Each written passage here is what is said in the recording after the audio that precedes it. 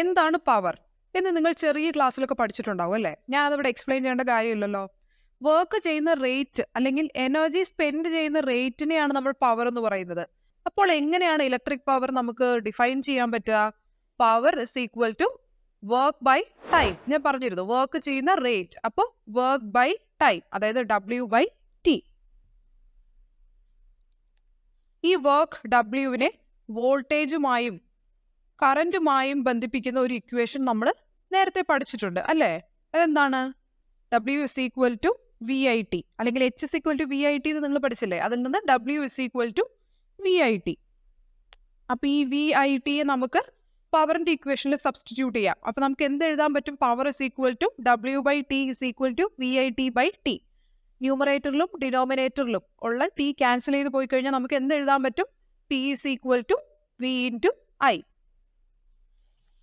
P is equal to V/I എന്ന equation ഉപയോഗിച്ച് ഒരുപാട് ന്യൂമറിക്കൽ പ്രോബ്ലംസ് ചെയ്യാനുണ്ട്. അതുകൊണ്ട് ഈ ഇക്വേഷൻ എല്ലാവരും ഓർത്തിരിക്കണം.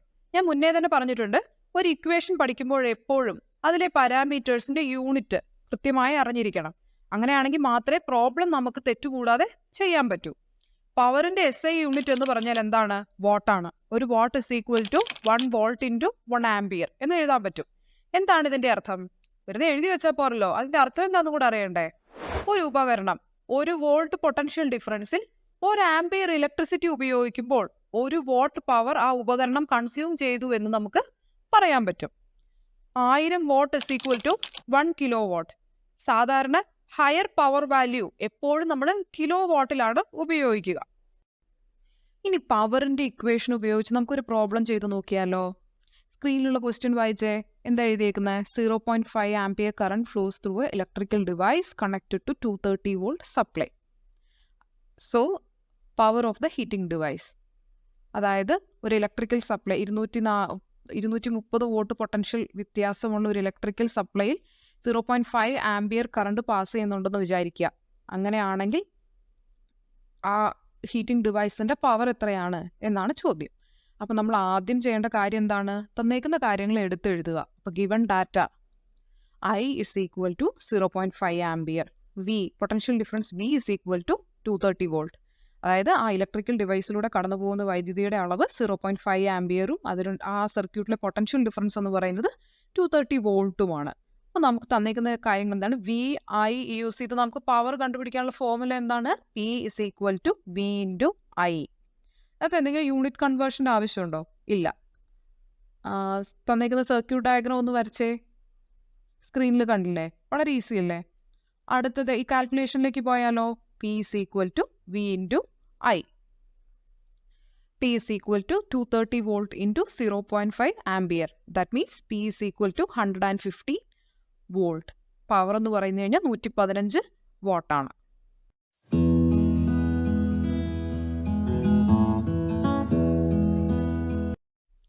നമ്മുടെ വീട്ടിലേക്ക് വേണ്ട വൈദ്യുതി എവിടെ നിന്നാണ് വരുന്നത്?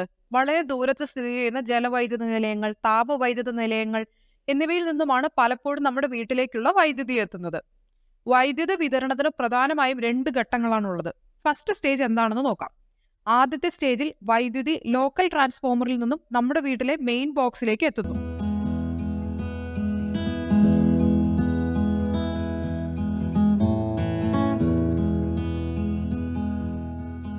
മെയിൻ ബോക്സിലാണ് ഫ്യൂസ് ബോക്സും ഇലക്ട്രിസിറ്റി കൺസംഷൻ അളക്കാനുള്ള മീറ്ററും ഉള്ളത്. 2 ഇൻസുലേറ്റഡ് വയറുകളാണ് മെയിൻ ബോക്സിലേക്ക് വരുന്നത്. ഒന്ന് റെഡ് കളറിലുള്ള ലൈവ് വയറും അടുത്തത് ബ്ലാക്ക് കളറിലുള്ള ന്യൂട്രൽ വയറുമാണ്.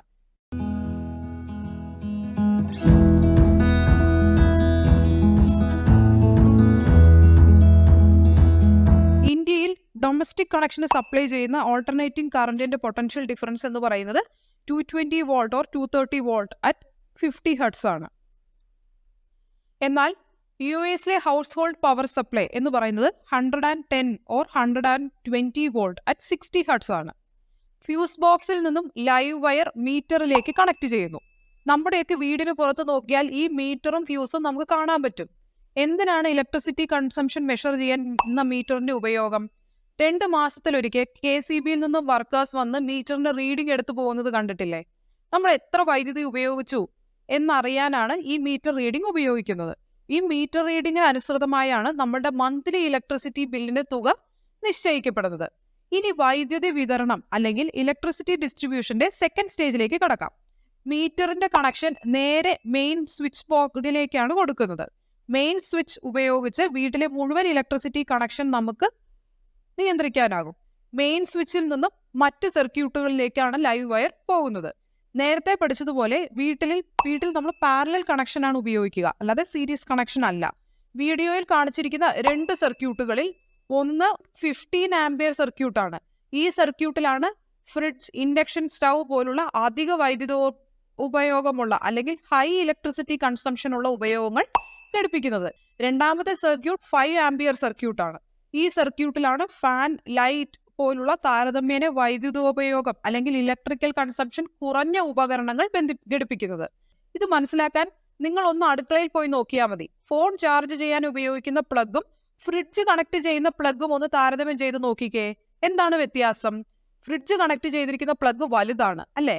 കാരണം ഫ്രിഡ്ജ് 15 ആംപിയർ സർക്യൂട്ടിലാണ് കണക്ട് ചെയ്തിരിക്കുന്നത്. അപ്പം നമ്മൾ ലൈവ് വയർ എന്താണ്, ന്യൂട്രൽ വയർ എന്താണെന്ന് പഠിച്ചു അല്ലേ? ഡൊമസ്റ്റിക് സർക്യൂട്ടിന്റെ മറ്റ് വിശദാംശങ്ങളും നമ്മൾ കണ്ടു. ഇനി നമുക്ക് എർത്തിങ് എന്താണ് എന്ന് നോക്കാം. എർത്തിങ് എന്ന് എല്ലാവരും കേട്ടിട്ടുണ്ടാവും അല്ലേ? വീടിന്റെ സൈഡിലൊക്കെ ഒരു കമ്പി ഇങ്ങനെ മണ്ണിന്റെ അടിയിൽ കുഴിച്ചിട്ടേക്കുന്നൊക്കെ കണ്ടിട്ടില്ലേ? അപ്പം എന്താണ് എർത്തിങ്? ഡൊമസ്റ്റിക് സർക്യൂട്ട് ലൈവ് വയറും ന്യൂട്രൽ വയറും കഴിഞ്ഞ് ഗ്രീൻ ഇൻസുലേഷൻ ഉള്ള മൂന്നാമത്തെ വയറിനെയാണ് നമ്മൾ എർത്തിങ് എന്ന് പറയുന്നത്. എർത്തിങ് അപ്ലയൻസ് അല്ലെങ്കിൽ ആ ഉപകരണത്തിൽ ഒരു എൻഡ് കണക്ട് ചെയ്തിട്ടുണ്ടാവും. അതിന്റെ മറ്റേ എൻഡ് ഭൂമിക്കടിയിൽ കുഴിച്ചിട്ടേക്കുന്ന ഇലക്ട്രോഡുമായി ബന്ധിപ്പിച്ചിട്ടുണ്ടാകും.